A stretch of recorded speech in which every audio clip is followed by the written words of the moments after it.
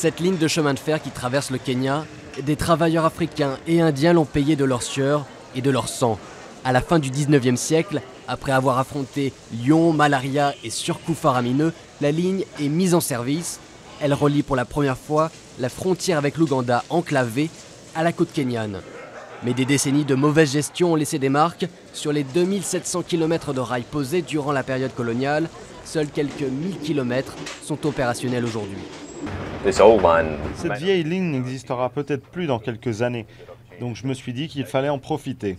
Et oui, ça a une grande signification historique, à la fois pour les anciennes puissances européennes et certainement pour l'Afrique. Un projet est désormais sur les rails entre le Kenya et la Chine pour remplacer la ligne. 3,7 milliards d'euros seront investis pour relier le port de Mombasa à la ville de Malaba, à la frontière avec l'Ouganda. Une infrastructure stratégique pour désenclaver la région. L'Afrique souffre d'un énorme déficit d'infrastructures, le Kenya en particulier. L'avantage géopolitique principal du Kenya est que c'est un État pivot, un État où l'on transite. De nombreuses routes de pays enclavés passent par le Kenya pour rejoindre la mer. Et si vous voulez maintenir et implanter et établir cet avantage, vous devez vraiment avoir des infrastructures du XXIe siècle. Parmi les passagers, William transporte des légumes des régions montagneuses jusqu'aux côtes du pays. Son commerce repose à la fois sur la route et les rails.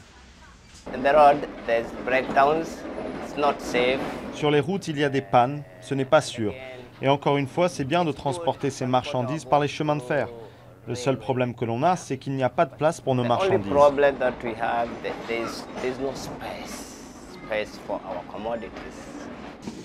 En augmentant la capacité de fret par voie ferrée et en améliorant les routes, le gouvernement kényan prévoit de diminuer de 79% le coût du transport des marchandises. De quoi continuer à entretenir la croissance, mais avec cette fois la Chine comme locomotive.